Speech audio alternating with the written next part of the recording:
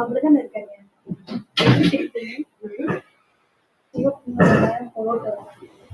Snake Babu கேட்டது இல்ல, லைட்டா அப்படிதான் இருக்கு உங்க போட்டோ. லைட்டா ஸ்னேக் பாபு கேட்டது மாதிரி வரல.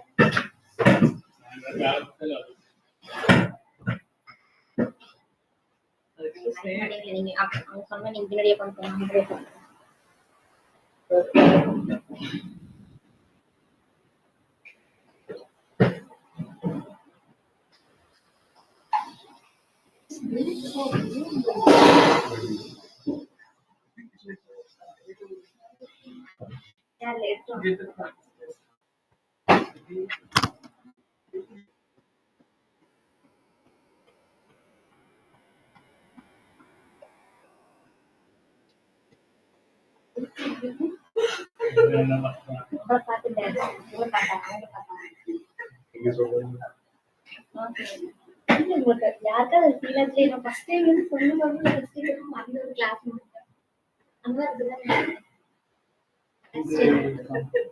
Shiva Kumar, give them space.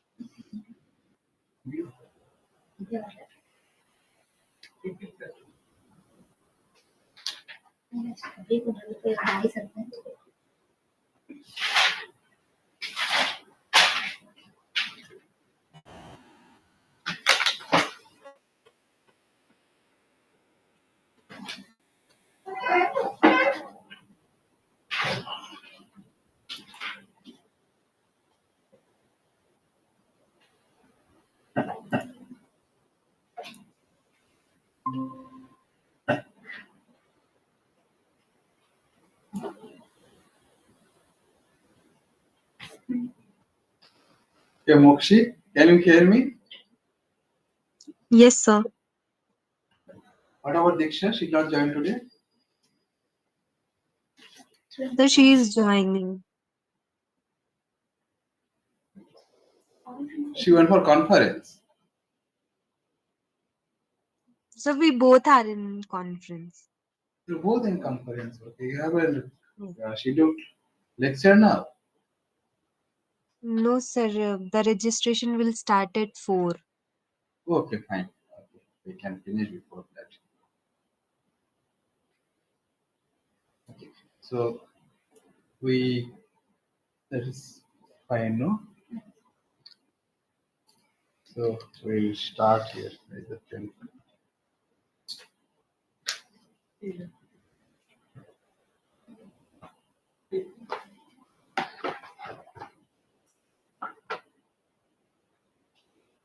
Okay, so how far we have come in the last class? What is the thing that we have done? Just practicing this.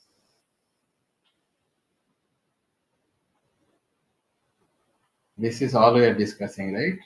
The interpretation of Fock operator, artifact equation.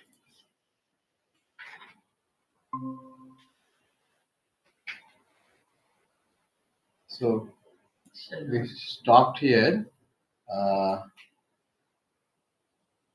This is not the one, right? Oh, I am using some other laptop. And no matter, let us do here. So till what point we are there? We are doing this f of 1 chi I of x1 equal to epsilon I chi I of x1, right? This we have expanded as we have written that. So this we are talking about. This is a effective single particle approximation.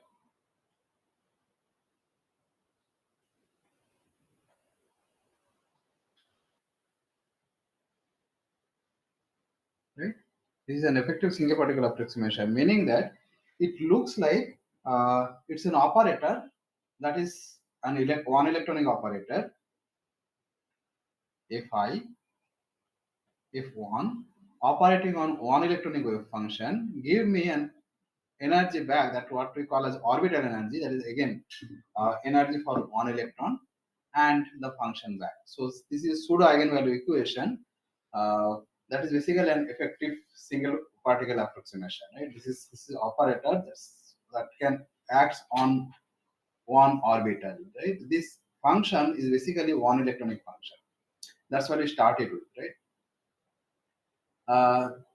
This we also explain that if I, you can rewrite it for expansion. We call it effective. We can rewrite if I, f1 equal to h of 1 plus sum over of j integration of chi j star x2 1 upon r1 to 1 minus p1 to chi j x2, right? So this operator, when operates on chi I, gives me an eigenvalue of chi I and give the same one electronic function back. But inside this operator, we have average of all other electrons. This is sum over the effect of all other electrons are embedded in this operator. Right? So that's why it's effective single particle approximation. So it may look like it is one particle problem, but it actually have n particle problem. Right? So Hartree-Fock theory, what it does, it makes an n particle problem to effective one particle problem, and you solve that one particle problem. If you solve that one particle problem, you get a set of one particle wave function, that is chi I. Right? For each I, you solve this and get this chi I back, which is an this function is one electronic wave function, right? From that one electronic wave function, you formulate n electronic wave function. That is your Hartree-Fock determinant or Hartree-Fock wave function. So you do this as chi I of x1, chi j of x2, and so on. Let's say sum of n of xn. Right? So this equation, solution of this equation will give you one electronic wave function, which will minimize the expectation values of any electronic wave function constructed as a determined by this one electronic wave function. So what the energy will be giving, this is of minimum energy, and this energy is E Hartree-Fock. Right? And then what we have done, we started doing the last class. So if we add sum over of epsilon I, we found this I equal to 1 to n. If you remember this, how we started, we found this chi I h chi I plus sum over of I, sum over of j chi I chi j chi I. Right? This is antisymmetrized two electronic integrals, and then all will run from 1 to n. Right? And the total energy that we got is slightly different, which is I equal to 1 to n chi I of h chi I. Yes. There is a half equal to 1 to n, j equal to 1 to n. chi j anti-symmetrized integral of chi I chi j. Right? That's how we started. We are asking the question why sum of orbital energy is not equal to the total energy. Okay? The answer is not very difficult. Answer lies the fact that, let's say, after solving this, I got n number of orbitals, right? Each orbital basically they are chi i's, chi j, and so on. They are spin orbital, meaning that one electron can occupy only with one orbital. So if I uh, fill up the orbital, I get some configuration that looks like this, right? And this will have epsilon I, epsilon j, epsilon k, and so on. Right? So if I add all those things, what I get this. Right? The difference that from this and this is because of when I calculate energy for epsilon I, what I have done, I have taken account the average of all n minus one electrons. So all these electron interactions I have taken as an average manner inside the Fock operator, right? And then with that Fock operator, I calculate epsilon I, right? Now, if I want to calculate for epsilon j, then what shall I do? I'll take effective interactions or Fock operator for this and this. Chi j will be left out. And then if I take the interactions, if I calculate the energy, I get epsilon j. So every time I'm calculating epsilons, that means every time I'm solving this, every time I'm solving this equation, this in this Fock operator itself, there are n minus one electron. Now look at why you're getting different results. So when I do for, let's say, electron one, this electron one, then I take electron two to n. Then when I do electron two, I take electron one to 1, 3, and up to n. So every time I'm doing it, and if I add this, so for electron 1, I have this interactions. For electron 2, I have this interaction as well as this interaction. Right? So for electron 1, this n minus 1 will form the interactions, and that is embedded in F1. For electron 2, this will be embedded in F1. So if I add them, so what I mean, epsilon 1 has the potential for from electron 2, that is epsilon j. Similarly, epsilon j has the interaction from the potential of epsilon 1. So every time if I add them, I'm actually counting every interaction twice. Right? For 1, I'm counting 2, 3 up to n. For 2, I'm counting again 1. Right? So 1 has 2, 3, 2 has now 1. So 1, 2, and 2, 1, they're basically same. Right? So that's why when I add this, don't get that half term. This is double of this. In total energy, we should get only one time interaction. So we should not get two times interactions, right? So when we calculate total energy, I get that half term. When we add all the orbital energy, I don't get half term, right? So total energy is not equal to sum of the orbital energy. That much you should appreciate. You should remember that the total energy of total energy of any structure, any geometry is not equal to sum of the orbital energy. They are different, right? Now, so that must you remember, and you also remember for our future. Then what is the use of this? Can I have some use of this? Let's say I call it sum as epsilon 0. You see, this does not tell us that about the total energy. It's just sum of the orbital energy, right? But can we use this? Does have any useful anything useful from this expression? We will see later that it is extremely useful. The sum of orbital energy is a useful quantity. Okay? Just remember this. This is much, we will use this much later when we talk about the perturbation theory. In the perturbation theory, this quantity will be explicitly useful. Just remember this when you talk about MP2, MP3, we will take this quantity. Right? Okay. Now that's the explanation of artifact equation, and that's how we get the orbital energy, and that's how we get the total energy. Right? Now, yes.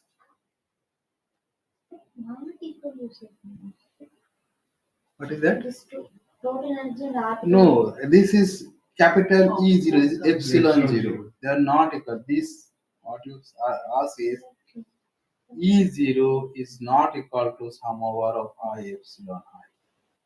But if I add this, I get a quantity. It's a value, it's energy value, right? What is the use of that quantity? Can it be useful for some other purpose, right? I want you to remember this, at least keep somewhere in your memory space that it will be there, it will be useful, right? For perturbation theory, this will be extremely useful. Okay. Okay. So now let us do some important theorem that comes from this. We can calculate ionization potential from Huffman's theorem.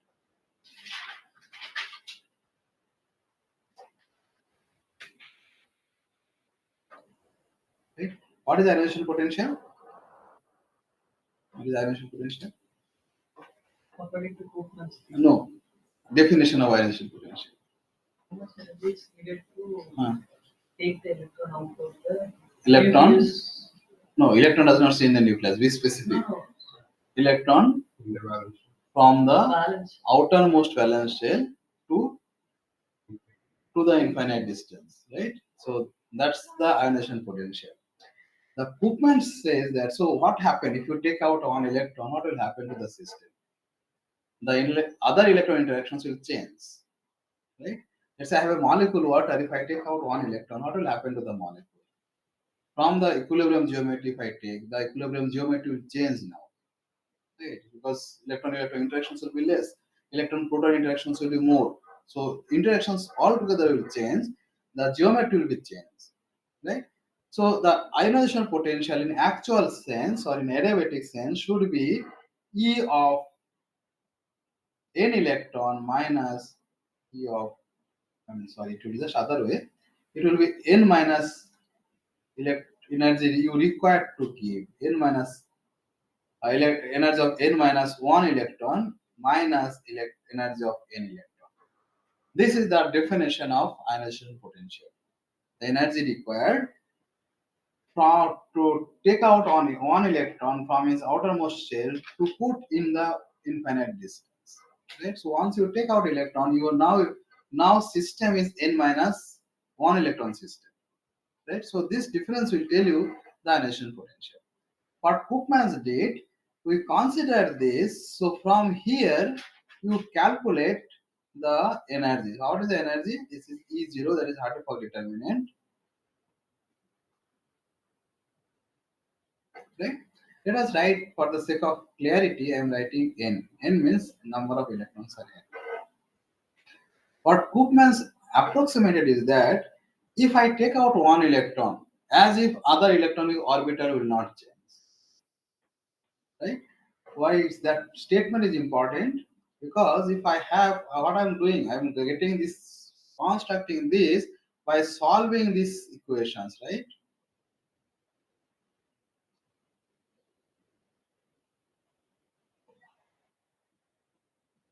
If I take out one electron, for this operator, now what is the operator inside? Inside there is sum over j, right? Equal to 1 to n, not equal to I. If I take one electron, now sum over will be not 1 to n, it should be 1 to n minus 1. Right? If that is the case, then Fock operator itself has changed. If Fock operator changed, then this eigenvalue solution of this eigenvalue equation will also change. I will get a different set of chi I. Right? But Koopman assumed that Even after taking one electron, let's say chi I does not change. Let's say orbital of n electrons and orbital of n minus 1 electron are exactly the same. Obviously, that is not a correct statement, but that's an approximation. Right? Koopmans did this approximation and then wrote this expression as sum over, psi 0 of n minus 1 is psi 0 of n minus 1. I hope you understood this. Both psi 0 n and psi 0 n minus 1 was constructed from the chi i's of n electron system. So first of all, you solve Fogg operator eigenvalue for the canonical Hartree-Fock equation for n electron system. You get chi i's. From that chi i's, you construct psi 0. From the same set of chi i's, you construct psi of n minus 1. Just one electron will be less. Same example, instead of n, the last electron you did not put. So this will be n minus 1 and this total will be n. Right? And each time you calculate the expectation values. So if you calculate this ionization energy is just 10. This ionization energy is also known as the vertical ionization energy.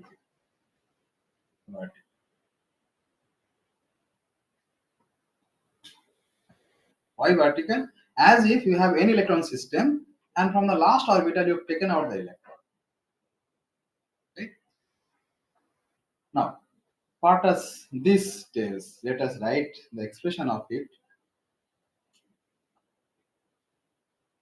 Can you tell me what will be this one?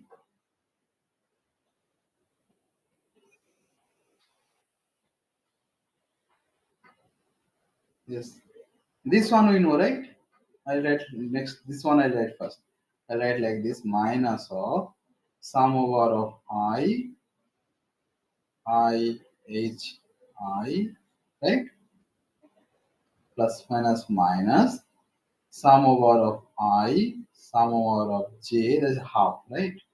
Put half. I, J, antisymmetrize.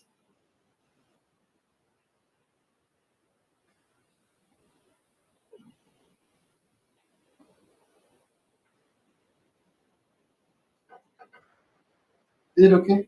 The second part, that's what I have derived, right? This will be I equal to 1 to n, 1 to n, j equal to 1 to n. What will be this? Yes, write down. It will be sum over. Let me give another index. You can use same index, you can use another index, doesn't matter because it's sum over the dummy variable. So let me write it C. Just write I only. I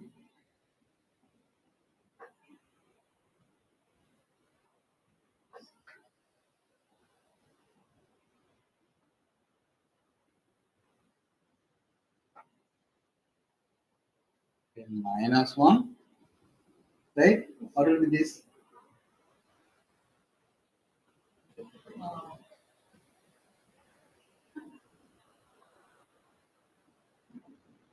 Just think your logic. Let us put a logical expression. You see, this I will be, let us write instead of n minus 1, I write I equal to 1 to n. I will put just tinkering with it, not equal to. What it means that the orbital that is not considering in the n minus 1 is the cth number of orbital. Let's say I have 50 electrons, so 50 spin orbital. Let's say 50 equal to C or C equal to 50. Do you get the logic? In the second part, I have 1 plus 2 plus 3 plus up to 50. So this is as usual. Only one will be missing. So what is the missing? Sum index. So this is, we have total 50. This will have total 49. right? So what is the last one that is missing? Let's say that is equal to C. Is it clear? Shishakti? You tell us. Is it okay? See, we have not specified anywhere. We are specifying it. Some index we are putting. I can say that n minus 1. This is basically n minus 1. Right? So what I'm doing is just trying to understand a simple logic. I have in here I have 1 plus 2 plus 3 plus, and let's say up to C we have, up to n or up to 50. This sum is this. This sum will have 1 plus 2 plus 3 up to 49. Right? So this I am writing as sum over I as 1 to 50.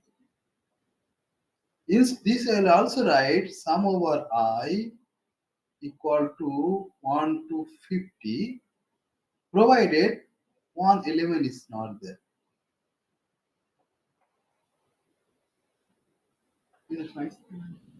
I am telling 1 to 50, but not equal to 50. It's another way of saying it. What you are specifying, that I understood, but we are not specifying C anywhere. We are going to specify. C is some index. C is some orbital from where electron has been taken out. Right? We assume it's last orbital, but let us not assume it's last orbital. It's some orbital from where electron has been taken out. Let's call that is 60. That is C. Right? So in that case, this will be the 2 electron operator. What will it will be? J I. I'm sorry, let me use the bigger one. This will be sum over of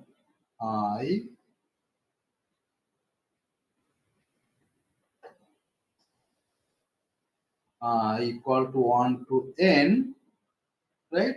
But this I will not have that index C. Very lightly. Very lightly.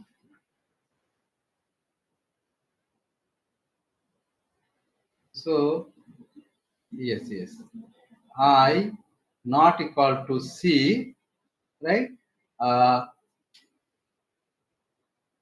And J, write it. J, I should, J equal to 1 to n. This will be I, J, right? What is this interaction? Interactions of I and J when I is not equal to 50. I will have, now I want to count the interaction between J and I. That will also be there. That will be again same as half sum over of I equal to 1 to n. Now J is not equal to C. Right? And then I can write is Ij. I have just split it there. Right? Now if you subtract this, what will you get? Think about it. What I'm going to get from here? You see, from this and this one element operator, all I have here C is included, here C is excluded. So if I subtract this from this, you can see whether you are getting this or not.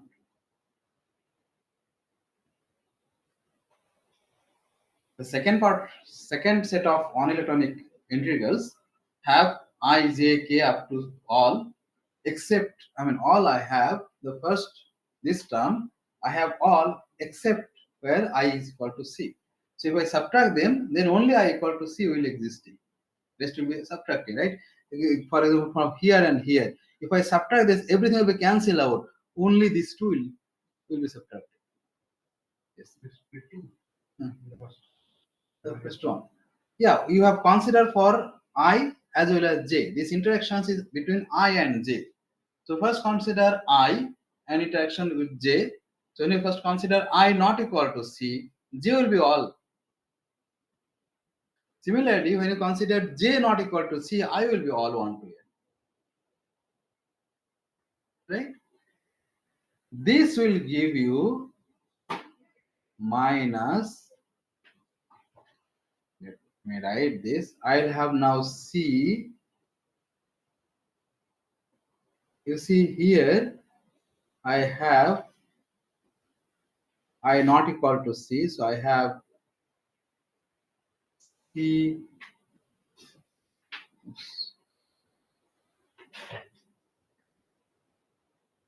Cj, Cj. Here I have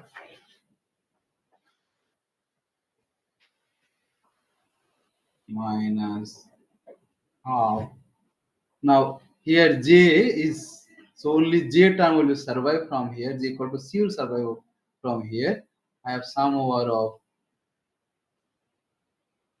J. Now sum over of I, sum over of C. I have IC. You see this works or not? You see this is 2 electron integral where I have all the interactions between I as well as J. To overcome to address the issue of double counting, I have put this half. Here I have interactions of J orbitals with all I except when I equal to C. Here similarly I can have interactions of all J, all I with J except when J equal to C. Right? So this term I write. Now if I subtract this, I get for here, you see, this term will have all except, this term will have all. This term will have all except I equal to C. So what will be remaining? You put I equal to C. So Cj double integral, antisymmetric integral Cj. Similarly from here I get IC double integral IC. Replace J with C. So that is not there. Right? Now let us write this. What is IC? What is IC and J? All will run from 1 to n now. Right? All are dummy variable. You are summed over. So you can now put Sir, J equal, yes. sir, the two terms where you actually are left with only C, Hmm. the second part has all This one. I except C, and it is left. Yes, sir, fourth term. Hmm. Minus Hmm. summation of I is equal to 1 to n. It has all I, but not Hmm. also C, but in the first term, C is not there, so only C is C not there. terms are left. So negative Yes. sign should be there, right? No. You see, this is bigger. You The see, this second term is term. larger, higher. Yes, sir. So if you are subtracting higher with smaller, negative sum, and this is higher with negative. You see here, this C is there. Here C is not there. So Right? I that's have the a negative negative here. sign. This corresponds to Sir, I'm this. asking about the first term. Sir, CHC should come with negative Negative. sign. Here, Yes, sir. Yes. this one, right? It will, yes, Yes. of course. It will come as negative. Yes, definitely.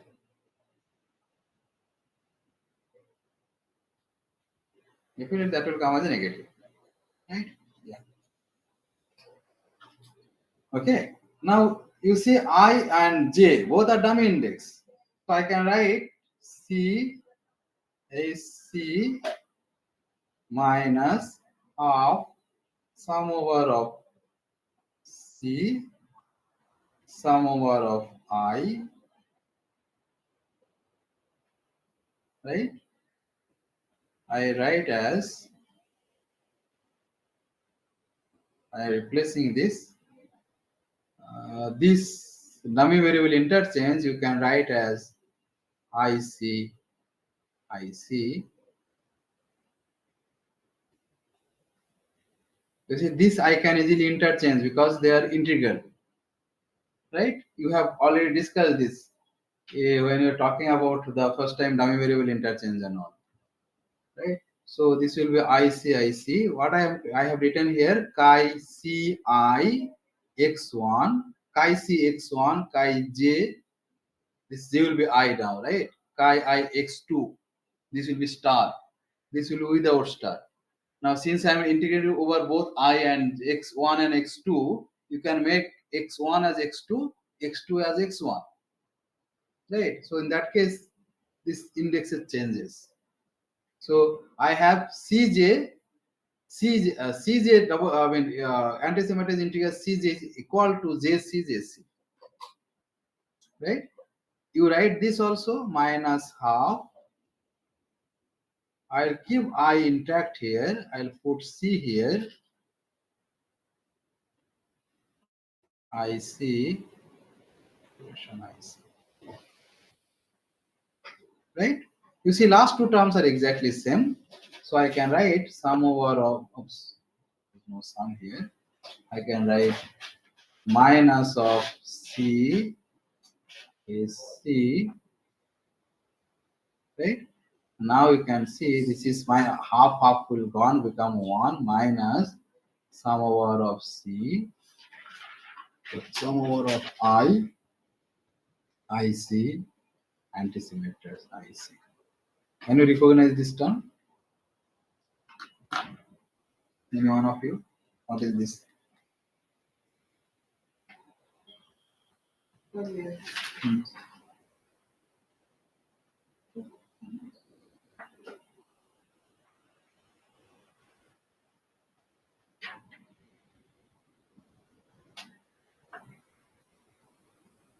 Anyone recognize this term?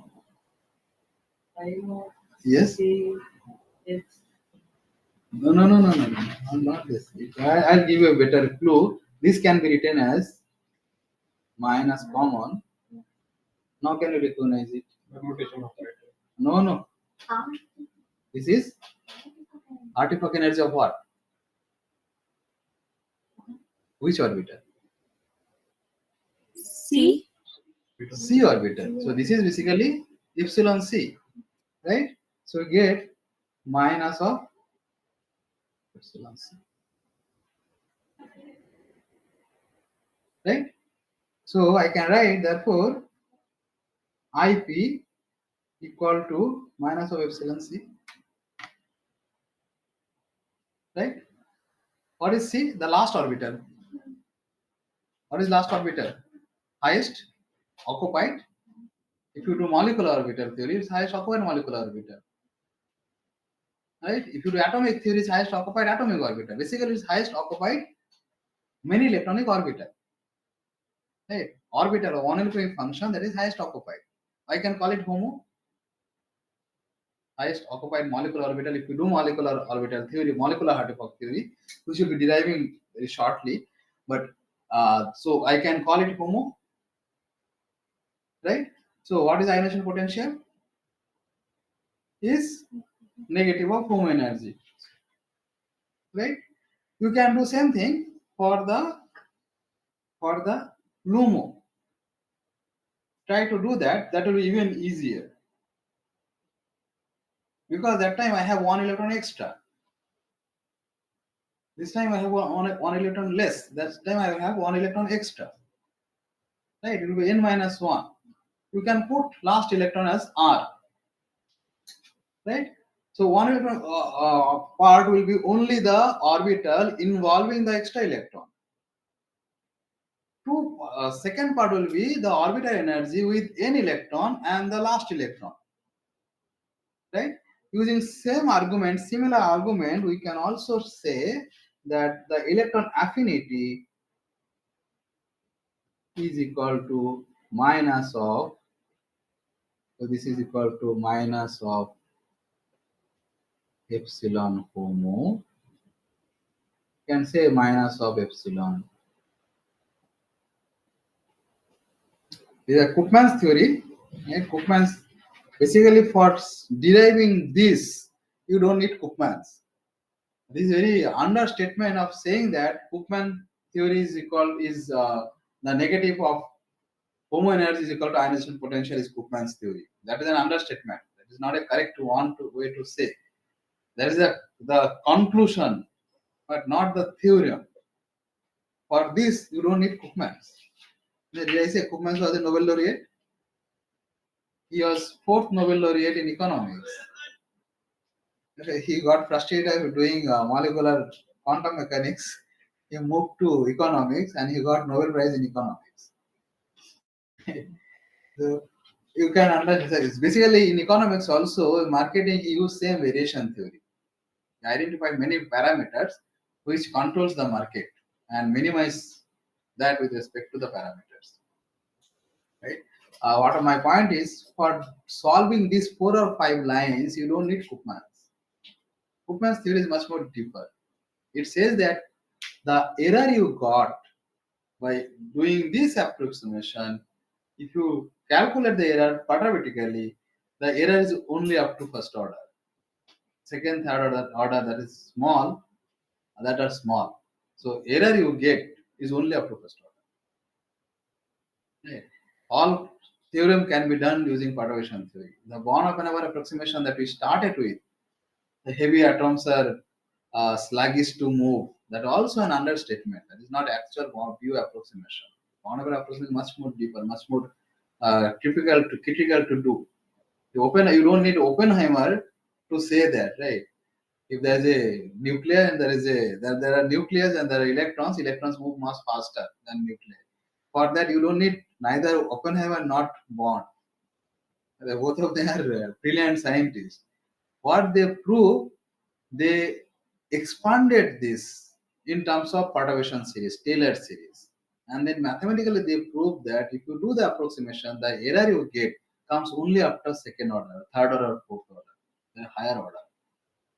So up to second order, they are same. There is no error. Okay, so Born-Oppenheimer, if you see the actual, paper, or there are a lot of reviews and papers are there about view approximation. They did these derivations. Okay, there is something analogous called Born-Huang approximation. Similar, like Born-Oppenheimer approximation. No matter. So this is Koopman's approximation. Okay, we'll see, like once we finish the Hartree-Fock theory, we'll have a general one class about side things of Hartree-Fock theory. That time we'll talk about this is good for ionization potential. The moment you do electron affinity, the results are pretty bad. Okay, there are reasons for that why ionization potential is pretty good, but electron affinity is bad. Okay, because a lot of things we are neglecting here. First thing that you're neglecting, that once you take out the electron, even Hartree-Fock theory orbital will change. That's the first approximation we have done. The second one that we are invoking here is their effective single electron approximation. We're doing Hartree-Fock, not the exact theory. So because of that also you get some error. It was proved that for ionization potential, these two error cancels each other. For electron affinity, they add. Right? So basically what you do here, if you just take out one electron, keep all the other orbital fixed, you are not allowing orbital or electron to relax. If I take out, let's say I have 10 electrons, I'm taking 9 electrons. Then, the 10th electron, 9 electrons are remaining. Before taking out, 10 electrons are together, they have a lot of interactions. Once I take it, they can be now relaxed. One member has gone. Right? If there are 10 people in a small room, there will be more interactions. If 4 or 5 people go, everybody can be relaxing now. So this effect is called relaxation effect. The error we get because of Hartree-Fock approximation is called correlation effect. For the ionization potential, these two effects cancels. For electron affinity, they add up. We often tell that there are a lot of time we get right thing for wrong reason. This is one of the example when errors cancels. Okay. Still, we use this. This is pretty good because we know there is a cancellation of error. We know it. There is a physical explanation for that. Okay, no matter. So that's up to this point is what we call as numerical Hartree-Fock or atomic Hartree-Fock in spin orbital basis. Now we usually don't do calculation with spin orbital basis. We integrate the spin. Right? What is spin? Spin is an coordinate. Okay. So let's say you often say that let me remove of some of your probably misconception you have. When you have that there are two electrons, this electron has up spin, this electron has down spin, right? That's what they say. Like one electron having up spin, other electron is having down spin. But what do you mean by electron is having a down spin or up spin? No, it's not the right way to tell. It means that this not electron, this orbital and this orbital. What is orbital? The one electronic wave function. This orbital has coordinate, Cartesian coordinate, let's say r1, and it has spin coordinate, let's say alpha. So orbital has the spin alpha. The moment you put electron there, I call electrons having the spin alpha. Right? It's like I am staying in a hotel room, 5-star hotel, and long time I'm staying there. So all equipments, all everything I have, now I started living their mine. But they are not really mine. They belong to the room. Similarly, spin belongs to the room, orbital, the coordinate, right? Alpha coordinate, alpha function or beta function. So this orbital itself has a function which is multiplied by Cartesian coordinate or Cartesian functions, that is alpha, right? Another one may have, so this may have like this. This one is another spin orbital which has spin function as beta. So if your electron occupies that orbital, I call the electron is having beta spin. But it's the orbital, is the function that has beta spin. Right? So let us start with this concept. Let us start our making the spin integral. So what we say, for most of the cases, the molecules or atoms, you have even number of electrons, they're spin paired. Why do they spin paired? Right? We say there are, let's say, water molecule. We call that 5 electrons having alpha spin, 5 are having beta spin. Spins paired. Why do they have spins paired? What is the restriction? What is the compulsion having that equal number of alpha spin and beta spin? We learned this, right? That if there are n number of electrons, even then half will be alpha spin, half will be beta spin. Why do we have that? What is the compulsion? Hmm? Pauli exclusion principle is not compulsion. I have 5 alpha orbital, 5 beta orbital, and they can be separated. What is the compulsion? There are some stated, some system, even they have even number of electrons, all are not, half are not alpha, half are not beta. Triplet state. There are triplet state. Oxygen, for example, oxygen molecule. How many electrons are there? How many electrons are there in oxygen molecule? 8, 8, 16, right? 8 are not alpha, 8 are not beta. Last 2 electrons occupied 5 star. They are triplet. It's one of the example that is, at least I know. In ground state, which one is triplet? Neutral molecule. Radical, biradical, diradical, they may have triplet state in the ground state. Neutral molecule, normal molecule, they usually singlet. Right? What is the compulsion? Compulsion is experiment. Experimentally, if it is triplet, it will be paramagnetic. Doublet, I mean singlet, diamagnetic. You calculate the magnetic property, they are diamagnetic, except triplet state. Oxygen is paramagnetic. Right? Most of the molecules are diamagnetic. Right? Since they are diamagnetic, only one conclusion we can have. And since there are only 2 spin, alpha and beta, the only one conclusion can have that half number of them are having alpha spin, half number of them are having beta spin. That is the reason that we put it. It is not like some assumption. It is the experimental fact. Most of the molecules are in ground state are diamagnetic. So spin must be paired. If you have any molecule that is paramagnetic, then you should not pair the spin. For example, oxygen molecule, you have to put last two electrons, either both alpha or both beta, right? For electron, usually we put beta. They are basically similar. One is alpha, one is beta, but we can conventionally for electron we take beta as the lower state.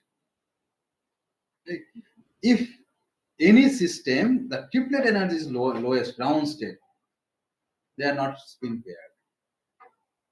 Okay, we are doing for the Y ground state because we are solving for the ground state. Hartree-Fock theory is a variation theory, right? What is variation theory? The expectation values will be greater than or equal to ground state energy. So it's meant for ground state, not for the excited state. This way, you cannot solve for the excited state. You will not get. There are some attempt to use variation Hartree-Fock like theory for excited state. There are some calculations and attempt are there. Okay. But what we have done here is specifically for the ground state. Right? So what we're going to do, we are going to now spin paired. And since this is an experimental fact that alpha half will be alpha spin, half will be beta spin, why we have to carry the spin? You see what we are doing here, every time we are doing the integration. In the Fock operator, integrations is there. You have to do the integration. Every time you are doing the integration over the variables. And that is where you are doing computing. Your computer power will be more and more if you have more number of variables. If I can somehow get rid of or remove my spin, I am removing for n electrons, I am removing n variables altogether. Earlier I have 4n variables, right? 3n for Cartesian coordinate, 1n for spin. I am removing that spin. I can do that. We have to understand the reason we can do it easily because our Hamiltonian does not have any spin component. Hamiltonian is independent of spin. Right? Non-relativistic Hamiltonian are independent of spin. The moment you consider spin orbit coupling, some inorganic chemistry problem we require to do, you cannot do that easily. This is not even, this kind of Hartree-Fock theory will not even applicable there.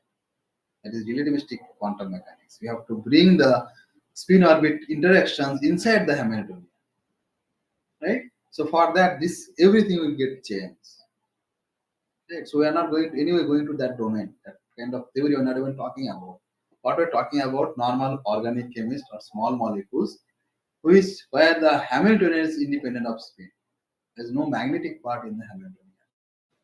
Right? Given that case, now let us do that. So I can easily now write, if I have a spin orbital chi I x1, this can be written as, let's say, psi I of R1, right, with alpha omega 1 stand for that coordinate of electron 1, or it can also be psi I of R1 beta.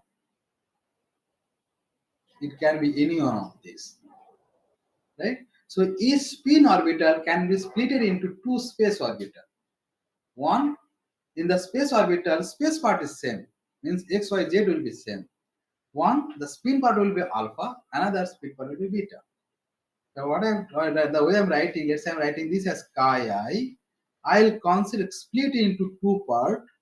One is psi I, another is also psi I. This will be R1, this will be R1. Right? Here we have spin. I am explicitly writing this part will have alpha spin, this part will have beta spin. Right? For Hartree-Fock theory, their energy must be same because I have calculated energy for this guy. Basically, I am considering the space spin orbital splitting into space orbital, multiplying by its own spin component. Right? Now let us write this. So what I'm going to do here is f of, let's say I'm writing x1. x1 means it is operating on chi1. Chi I of x1 will give me epsilon I of chi I of x1. Right?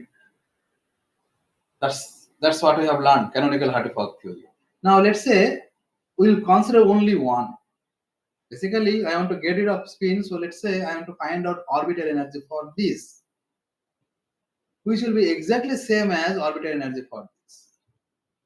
So if I find out any one orbital energy in terms of spin orbital, my job is done, right? So what I'm going to do here, let me write this. This implies that f of x1, I write this as psi of I r1 alpha of omega 1. I can take beta also, does not really matter. That basically give me same results.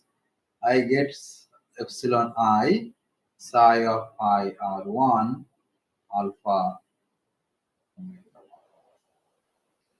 1. Right? Now, if I project this and integrate by alpha star omega 1 f of x1 psi I of r1 alpha omega 1 dx d omega 1, right? I'm projecting with omega function, spin function, and integrate over spin coordinate.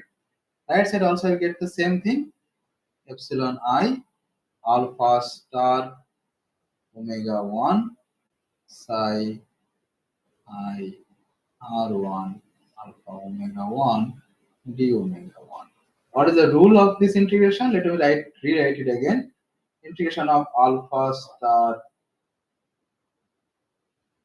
alpha omega 1 equal to 1, right? Integration of beta star omega 1 beta omega equal to 1, and if they are cross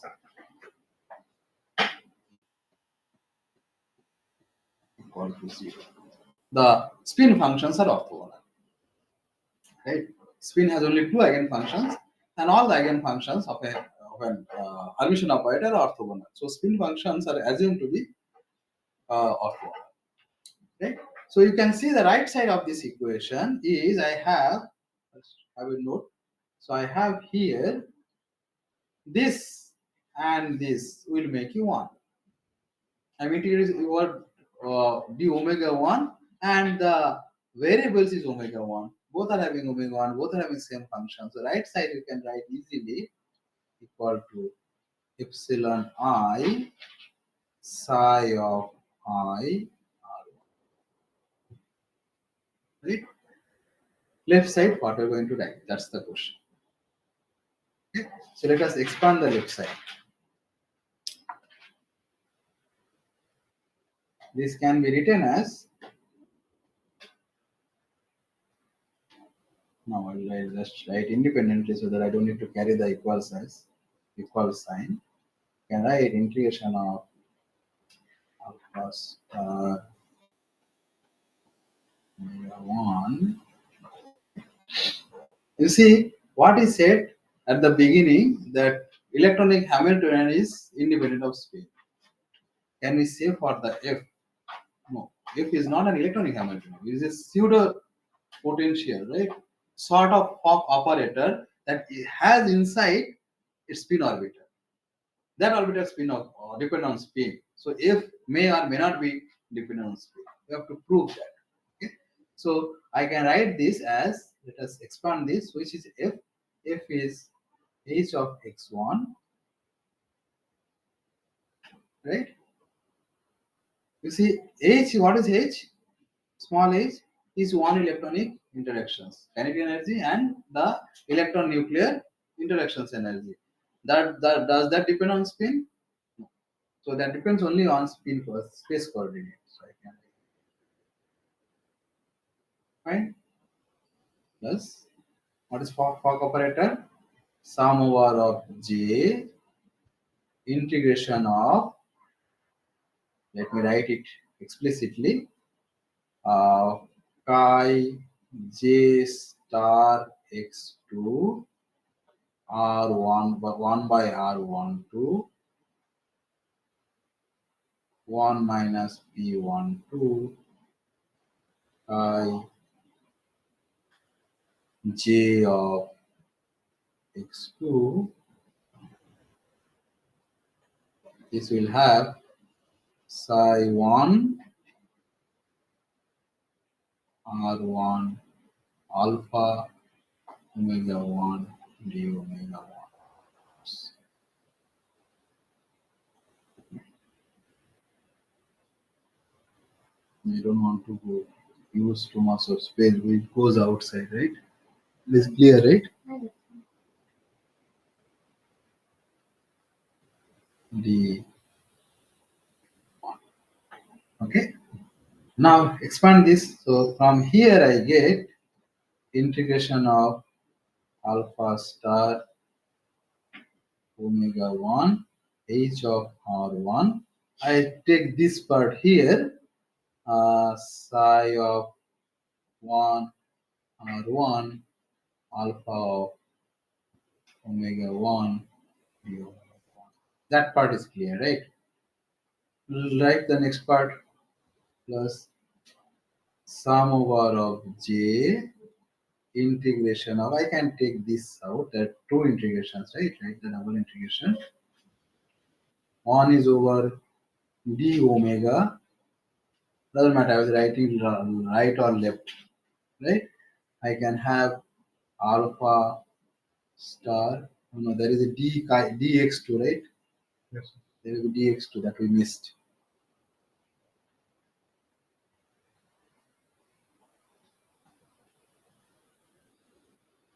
Right? Let me also write that dx2.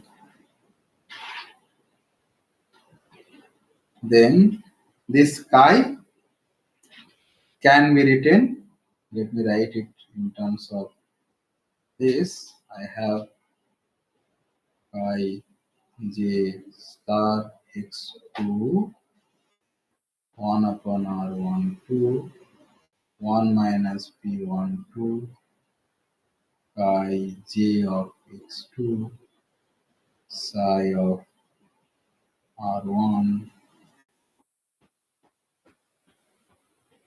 right? Now look at this. Alpha star. Huh? The second term alpha star. Where is alpha star? Here should be alpha star, right? Yes.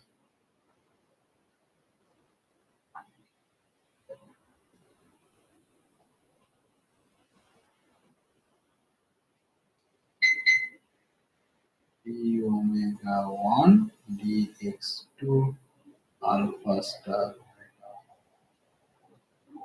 Right?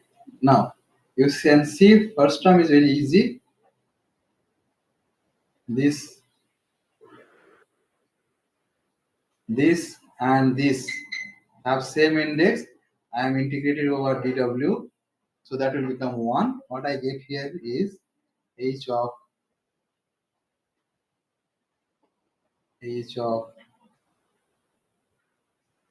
r1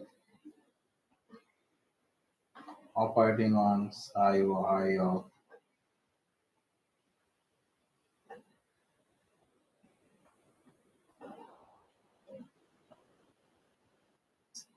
this part is a complicated one.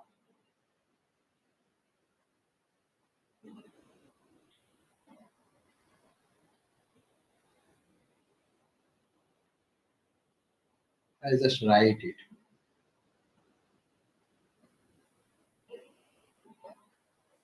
I write it now. Right side. Okay, let me write it clearly.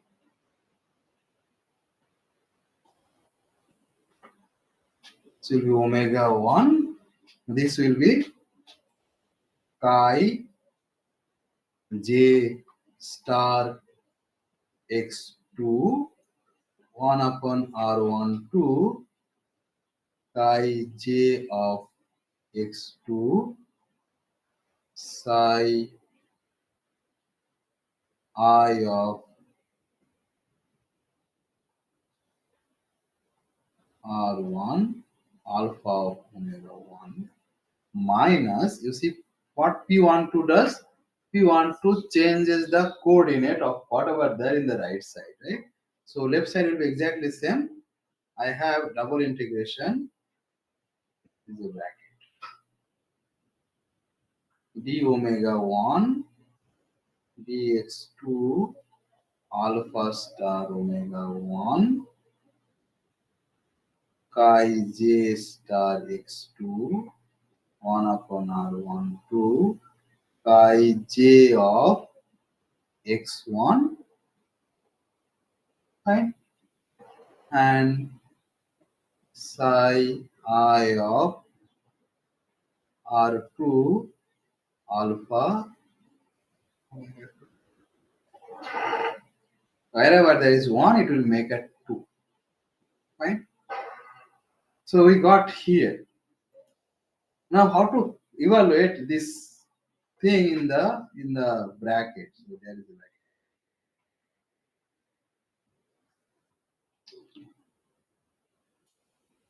Oops.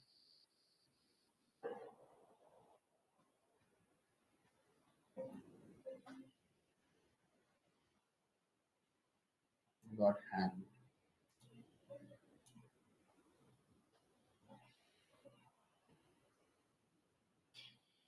Right?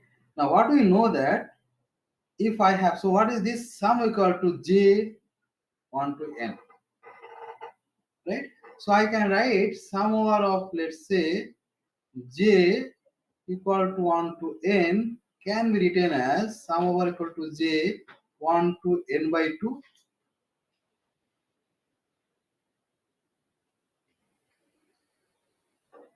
That can be written because alpha and beta are same. What I was doing previously for chi I am labeling as 1, 2, 3 up to n. For psi r, I am doing like for alpha 1, 2, 3 up to n, for beta 1, 2, 3 up to n, right? That's the example that I have written here. Look at this. This was chi I. This is psi I. So if I equal to 1, this is 1. This is psi 1 alpha, psi 1 beta, right? So if this runs from total 1 to n, this will run from 1 to n by 2, this will run from 1 to n by 2. So total is n. That much is sure, right? We have taken care of that. So I can write this 1 to n equal to 1 to n by 2 and 1 to n by 2. Each one for, first one is for alpha, second one is for beta, right? So that's what we're going to put. So therefore I can write each of this part is 1 electronic part, does not pose any problem, plus sum over of, let me do this integration outside,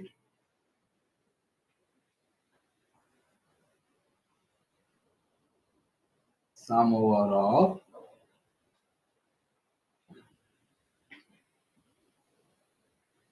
what is this, d omega 1 that stays as such. This one let's first write for the alpha. So I can write d of r2 d of omega 2, right? This will be j equal to 1 to n by 2, right? This is as such we have carried that from the projection. This chi j now I'm going to write as psi of j star r2. I'm considering as alpha star r, I mean omega 2.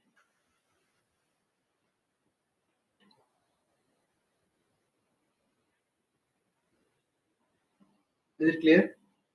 And then this part I am writing 1 upon r1 2. This will be same as chi j. I'm sorry, not chi. This is now psi. We are talking of space orbital. This will be psi j r2 alpha omega 2, right? This is psi I r1 alpha omega 1. Is it okay? This is for the first term. This for alpha. I can write for beta.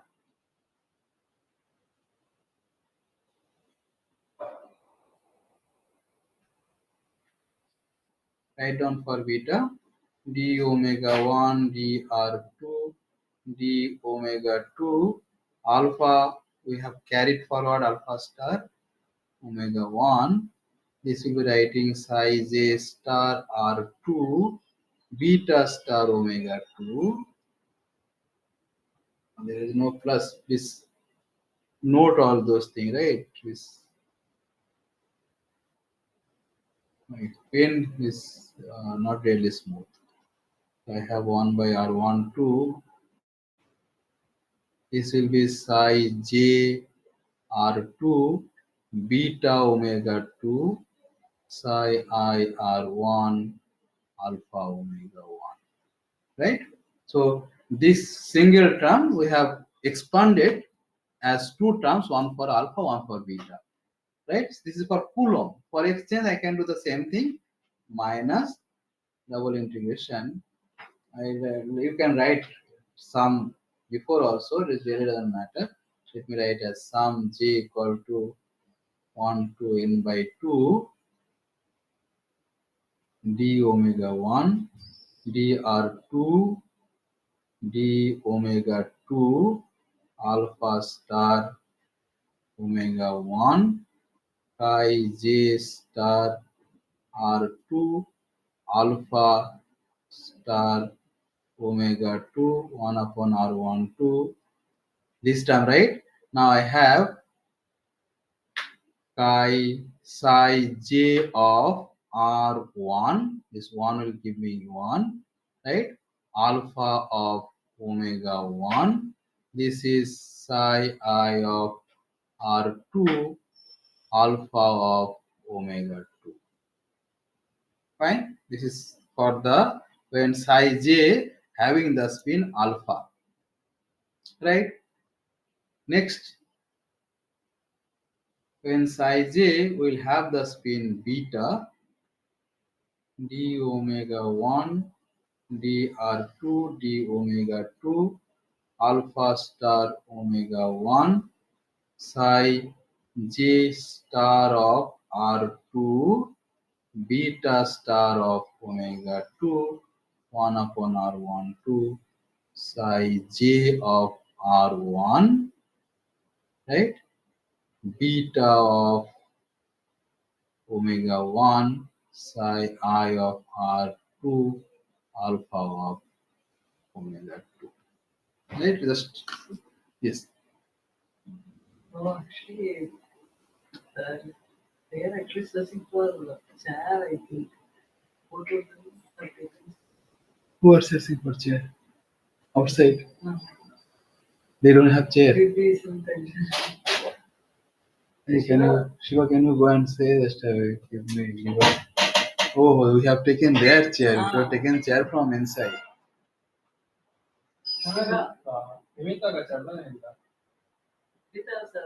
All chair we have taken from outside. Ubashana, Indian chair. Yeah, chair. On chair.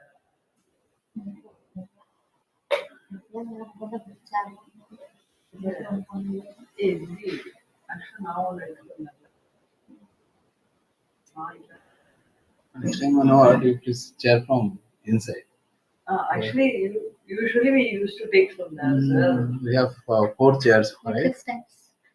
Huh?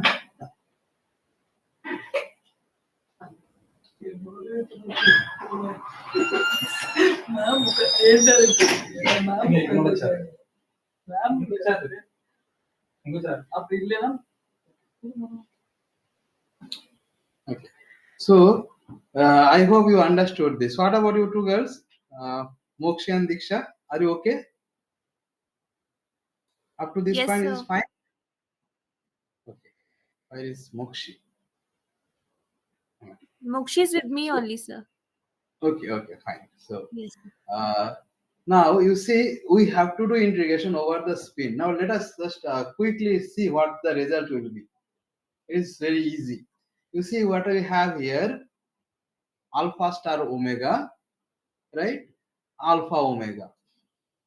Integration of d omega 1. That will give you 1, right?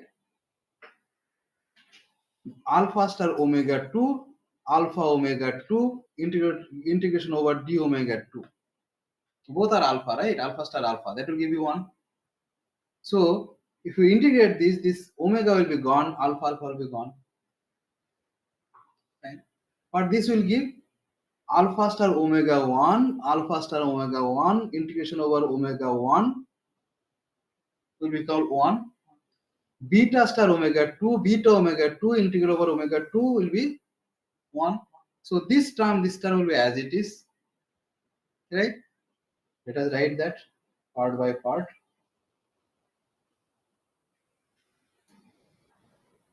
So I'll have equal to h of r1 psi I of r1 plus sum over of j equal to 1 by n by 2 double integration. This we get only over dr, no, not double integration, it will be single integration because integration over dr1 and dr2 will be gone. Right? We have actually triple integration. There will be dr1, dr2, there will be actually triple integration. Every time I am integrating over 1, you have to put one integration side. So we get now two integrations will be gone because we are integrating over omega 1 and omega 2. I get integration over dr2 psi j star r2 1 upon r1 2 psi j r2 psi I of r1. Right? That's all. This term will be give me same thing.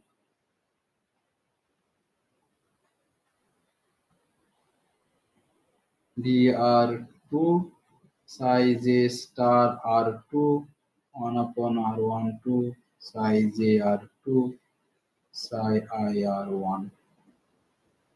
Right?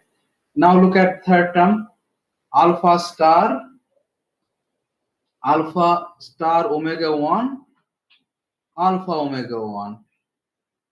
That will give you 1. Alpha star omega 2 alpha omega 2. That will also give you 1. So this term survives, right? I can write that term minus sum over j equal to 1 by n by 2 integration of dr2 psi j star r2 1 upon r1 2 psi I of psi j of r1 psi I of r2. Right? Look at the fourth term, what we get here. Alpha omega 1 beta omega 1. That must be 0, right? Similarly, beta star omega 2 alpha omega 2, that is also 0. 0 into 0 is 0. So fourth term will not be there at all. Right? And you see this guy, this and this, they are exactly same. Right? So what I can write? Let's simplify this and I stop here. I get h1 r1 psi I of r1 plus, you see this and this are same. I can write 2 into sum over j equal to 1 to n by 2 integration of dr2 psi j star r2 1 upon r1 2 psi j r2 psi of r1 minus, I get only one term, which is this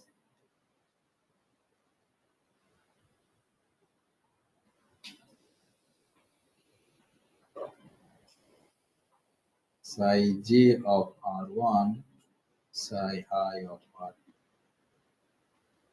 Right? Write in a little bit compact way. H of r1 plus 2. You see, I'll write it first, then you can understand. This will be integration over here 2 psi j star r2 psi j r2, right? Minus, let us write in the old fashion, 1 minus, no, this way. 1 minus P12 psi j R2, right? This whole thing is operating on psi I of R.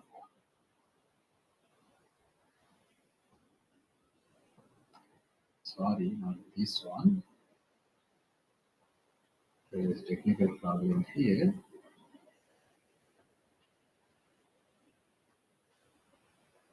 Just give me a minute. This whole thing is operating on psi R. Right? This operating on psi R1, that is fine, it comes from here. This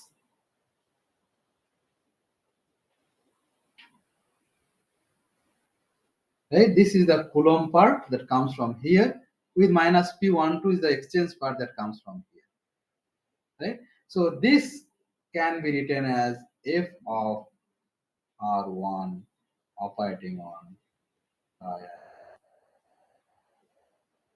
Right? What is this?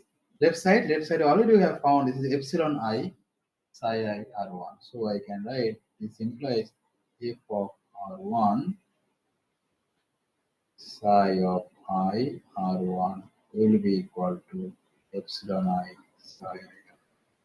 What is f?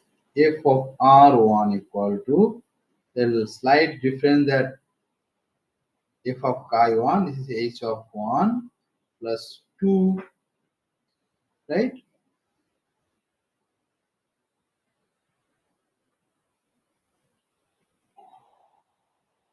Psi j star R2 1 upon R1 2 1 minus P12 psi j. Right? So this is the Fock operator in the spatial basis. There is no spin here. Spin has been integrated. Right? This will be simpler in terms of computation. So we have n number of variables less. Right? One thing you must note is that the Coulomb terms is 2, exchange term is 1. Where exchange term will survive? When both the electrons have same spin. See how come it become 1? It become the 1 because this guy becomes 0. Because this becomes 0. Why this is because 0? Because alpha omega 1, that is spin orbital for electron 1, is not same as spin orbital of electron 2. Since if they are same, exchange time will be surviving. If they are not same, exchange time will be 0. Right? So we'll stop here just to for next class. I just mention one thing. If when so this can be written as equal to h of 1 plus sum over j term j minus k. Right? J is Coulomb term, k is exchange term. Now you see, if I have two electrons, if I put like this, one electron will have alpha spin, one will be beta spin. So what are the term will be surviving? There is no exchange between them. When we get exchange? When both the electrons have same spin, either alpha or beta. The third term survive because both electrons have same spin. Both coding has same spin. In this case, electron 1 and electron 2, the space orbital have different spin. So it will not survive. There is no exchange term here. Only term will get one electron term, that is H1 plus J12. That's all. Right? That's the orbital energy. If you have third electron,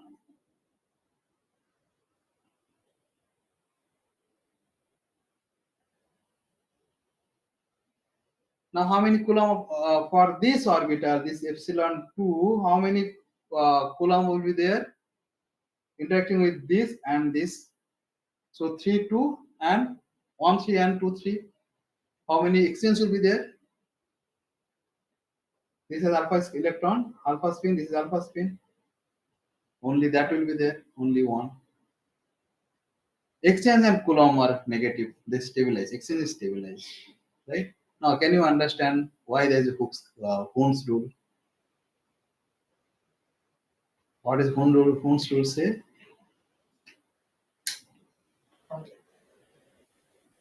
Orbitals of state and No, according to Hund's varying rule, heating happen. yes, according to Hund's rule, if when you are above principle, when you put, you have like this, you prefer to put electrons like this. Varying Yes. only all the time. Orbitals of same energy. Yes. If otherwise there will be unpaired. Why there will be unpaired? If they're unpaired, their spin are same. If spin are same, you get exchange term, which is stabilizing the energy. Right? So Hund's rule is an artifact of the exchange term. If I have to push this, instead of writing this, if I have to write something like this and this, then you see I'm losing one exchange. Exchange stabilizes. Coulomb destabilizes, exchange stabilizes. That's why exchange comes with a minus. They're integrated. Their values may be usually positive, but since it is in minus, it's a stabilization energy. So that's the physical reason behind the Hund's rule. Hund's rules came from this. Right? Okay, we'll stop here. Next class will start from this Hund's rule. We'll spend probably 2 minutes on it. Okay. Any question from your side?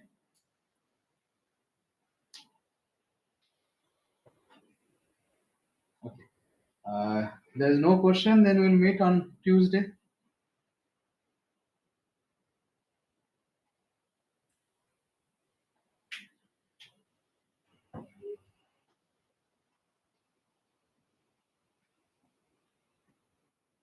Okay, then. Let's see.